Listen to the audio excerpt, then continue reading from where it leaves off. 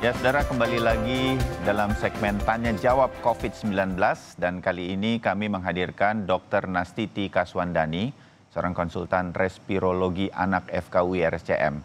Dr. Nastiti akan menjawab pertanyaan-pertanyaan dari Anda seputar virus corona dalam 2 segmen ke depan. Segmen pertama, pertanyaan-pertanyaan Anda yang sudah disampaikan melalui media sosial Instagram @sapa_indonesia_kompas.tv dan @kompas.tv.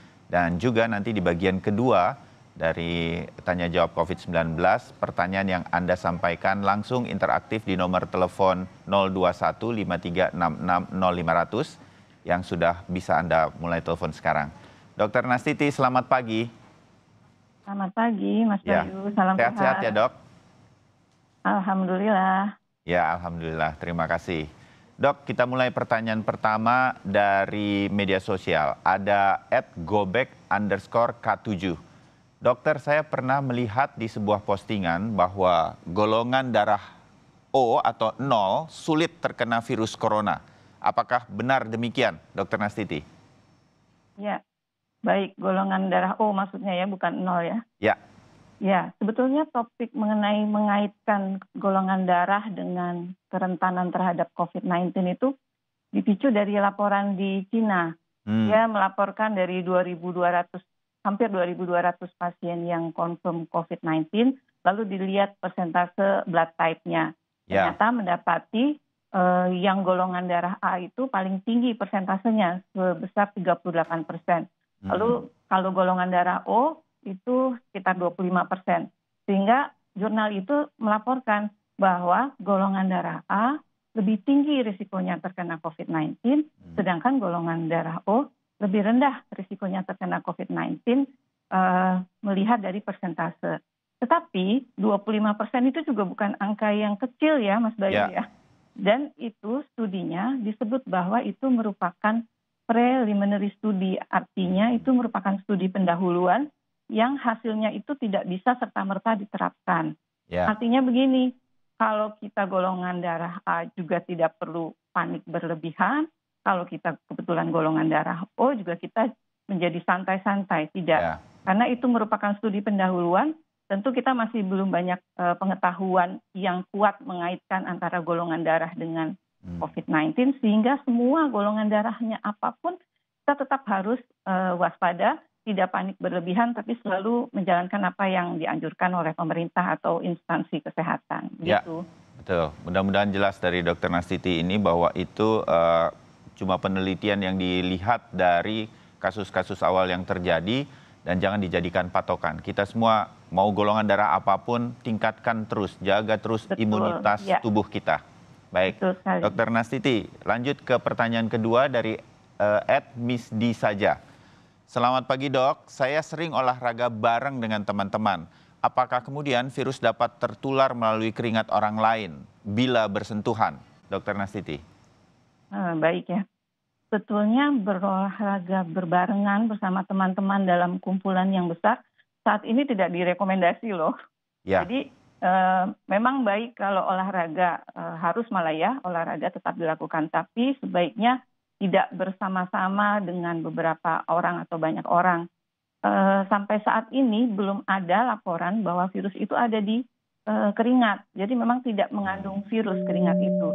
Tetapi apabila kita berolahraga berbarengan, kemudian sampai bersentuhan keringat dan permukaan kulit, artinya kita tidak menjaga physical distancing ya. Berarti kita terlalu dekat jaraknya dengan orang lain. Nah, itu beresiko. Apabila orang tersebut kemudian ternyata positif COVID-19, kemudian dia bersin dengan menggunakan tangannya menyentuh kulitnya, kulitnya bersentuhan dengan kulit kita, lalu kita juga tangan kita memegang permukaan mukosa hidung, mulut atau mata, kita juga beresiko. Jadi meskipun tidak ada virus di dalam keringat ataupun permukaan kulit, kita tetap harus menjaga physical distancing tadi. Ya, maka sekarang banyak orang melakukan olahraga tetap untuk menjaga imunitas tubuh di rumah. Mungkin itu justru lebih baik ya, Dok ya? Ya, kalau punya rumah dengan halaman yang luas, sinar matahari banyak, kita bisa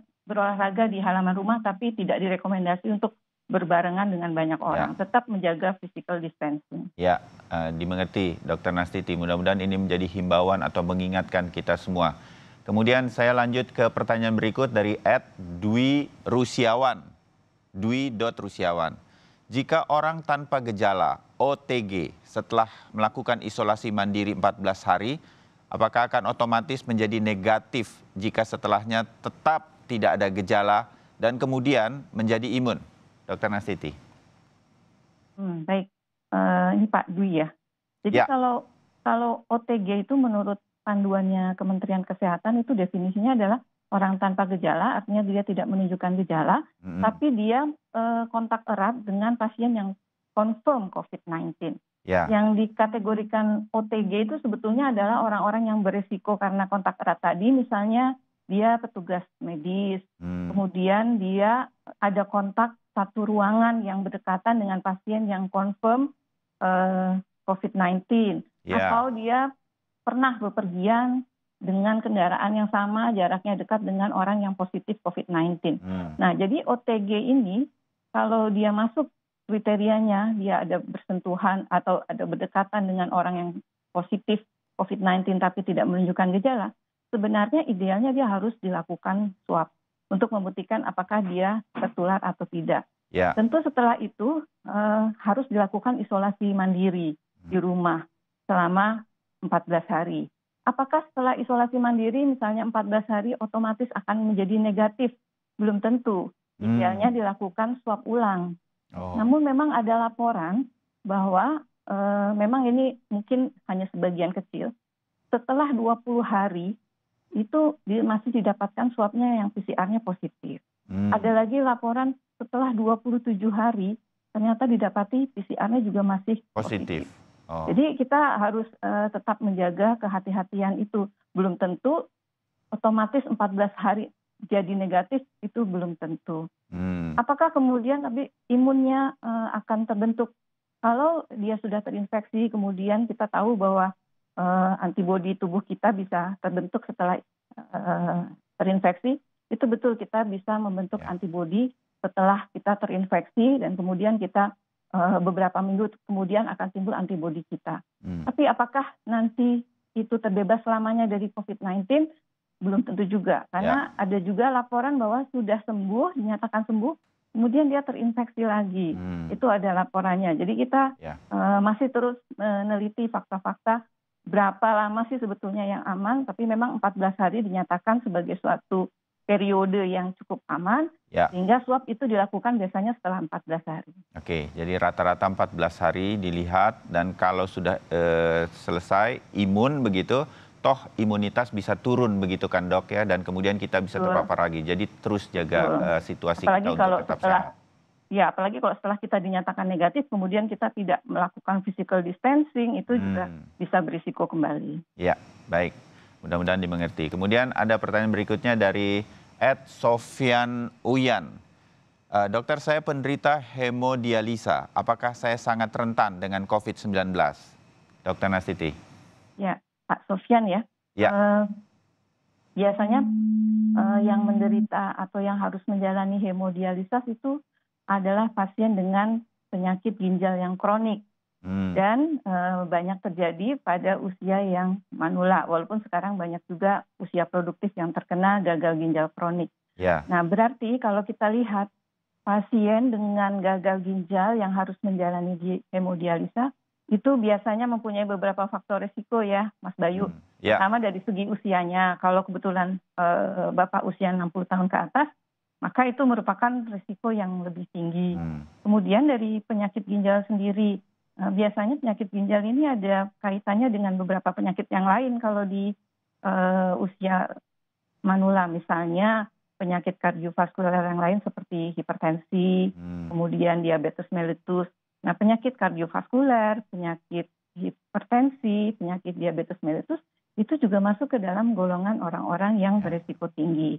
Tentunya dari Ikatan Dokter Penyakit Dalam sudah mengeluarkan beberapa klausul-klausul kapan harus ke rumah sakit untuk dilakukan hemodialisis.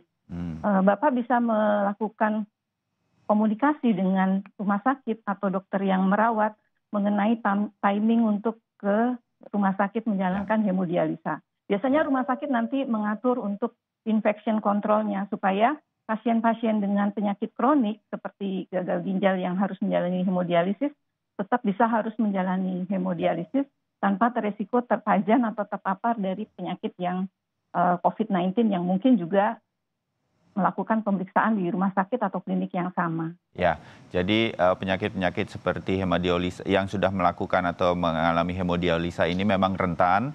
Kemudian bagaimana kalau harus melakukannya apa segala macam, hubungi dokter, rumah sakit agar diatur jadwalnya sehingga resiko terpapar virus corona di rumah sakit bisa diminimalisir. Itu yang harus dijaga, begitu ya dok ya? Betul. Oke, saya lanjut ke @yopi Mareta.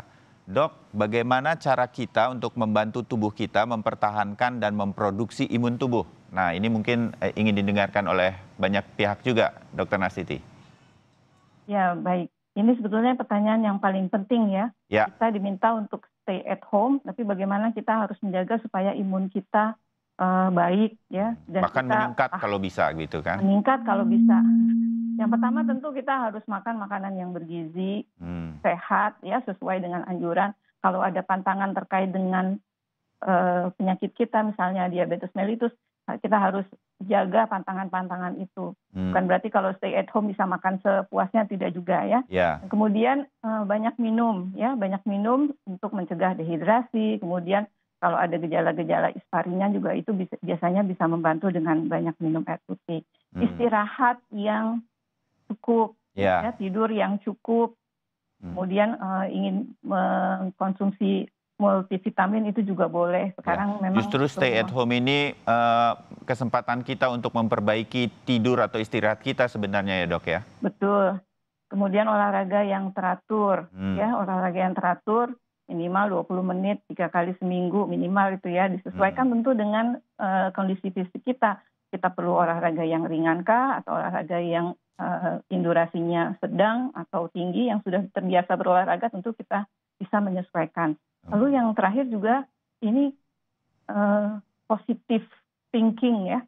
Kita memang waspada tapi jangan terlalu panik, takut sehingga itu bisa membuat perubahan hormonal yang membuat kita menjadi lebih rentan imunitas kita. Jadi kita tetap stay positif, kita kalau ada waktu luang setelah selesai pekerjaan kita menonton mungkin film-film yang membuat kita happy, membuat kita senang, itu juga. Jadi suasana hati itu harus tetap dijaga, gembira begitu, karena imunitas itu pengaruh ya, jangan stres gitu ya dok ya? Iya, mungkin kita tidak bisa beribadah ke tempat ibadah umum, kita tetap beribadah di rumah dengan keluarga, itu juga bisa meningkatkan imunitas kita. Iya, justru kita manfaatkan untuk bisa beribadah bersama keluarga lebih banyak dan lebih banyak lagi, karena sebentar lagi Ramadan kan begitu. Dr. Nastiti, kita break dulu, kita jeda dulu. Setelah itu kita akan terima line telepon interaktif di Tanya Jawab COVID-19. Kami segera kembali untuk menjawab telepon Anda. Tetap bersama kami.